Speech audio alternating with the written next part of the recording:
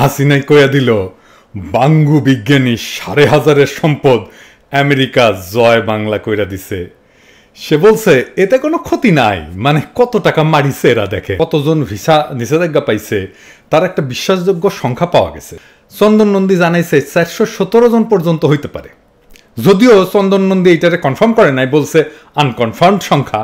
অনেকেই কইতে পারেন আপনি চন্দন নন্দীরে এত গুরুত্ব দিতেছেন কেন? প্রথম কারণ হইতেছে সে অ্যান্টিমোদি, দ্বিতীয় কারণ হইতেছে সে ইন্টেলিজেন্ট এবং দক্ষ, আর তৃতীয় কারণ তার মাথায় পোকা আছে আঙ্কারে না খান, আর সে বাংলাদেশে সময় কাটাইছে, তার টান আছে বাংলাদেশের প্রতি। আর ৪ নাম্বার কারণ হচ্ছে সে এর মধ্যে কয়েকটা অনেক গুরুত্বপূর্ণ সংবাদ প্রকাশ করেছে যা আমরা অন্য কোথাও পাইনি। চন্দন নন্দী যদি এই ট্রেন্ডে লেখালেখি চালায় যাইতে পারে তাইলে করলে বাংলাদেশের সবচেয়ে জনপ্রিয় এবং সম্মানিত সাংবাদিক হয়ে উঠবে। সে লিখে রাখতে পারেন। তবে চন্দন নন্দীর এই ৪১৭ জন, আমি এটা নিশ্চিত না যে এটা পরিবার শুদ্ধ ৪১৭ নাকি পরিবার ছাড়া, মানে পরিবার সহই তো ভিসা নিষেধাজ্ঞা দেওয়া হয়েছে, তাই না? কাদের কাদের দেওয়া হয়েছে এই যে ভিসা রেস্ট্রিকশন, এটা নিয়ে নানা জল্পনা কল্পনা চলতেছে। আর কার কার নাম জানা গেছে, আসেন আমরা একটু খতায় দেখি। এর মধ্যে নতুন যুক্ত হয়েছেন বাংলাদেশ সিকিউরিটিজ অ্যান্ড এক্সচেঞ্জ কমিশনের চেয়ারম্যান এবং ঢাকা বিশ্ববিদ্যালয়ের ব্যাংকিং অ্যান্ড ইন্স্যুরেন্স বিভাগের অধ্যাপক বাবা শিবলি রুবায়াতুল ইসলাম। ওর নামে মেলা কিচ্ছা কাহিনী হয়েছে, ওর মধ্যে আর গেলাম না। হ্যাঁ, সো দেখেন সব সিঙ্গারা বিশ্ববিদ্যালয় পর্যন্ত পৌঁছে গেছে।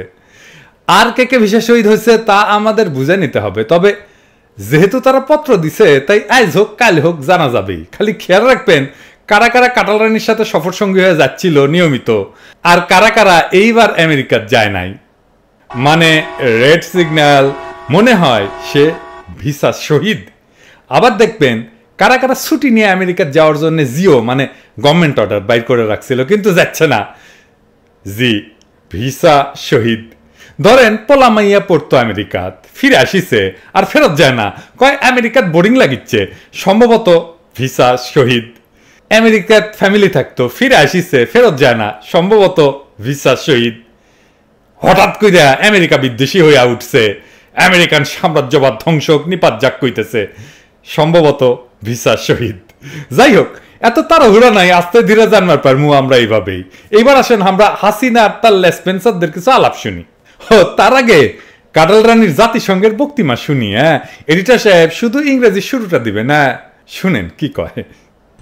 Honorable President, I am reading out the shorter version of my main speech due to time constraint. The original speech has been tabled outside. কি কছে? টেবলড আউটসাইড? এ কাটাল রানী ইংরেজি কই থেকে শিখিছু? হ্যাঁ, টেবলড আউটসাইড এটা কোনো শুদ্ধ ইংরেজি না।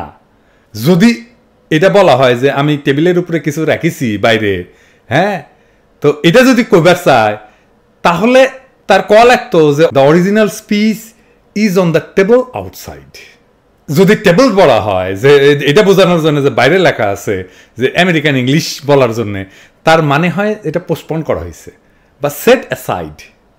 টেবল মানে সেট অ্যাসাইড, বাইরে রাখা হয়েছে, দূরে রাখা হয়েছে, টেবিলে রাখা হয়েছে, এটা বোঝায় না।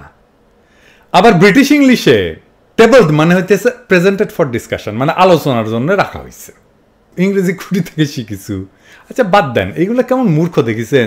ইংরেজির টিচার রাগ এটা, তাও সফর সঙ্গী নিয়ে গেছু, কেউ কয়ে দিল না কেন যে এটা ভুল ইংরেজি। আমি কি স্কুল খুলেছি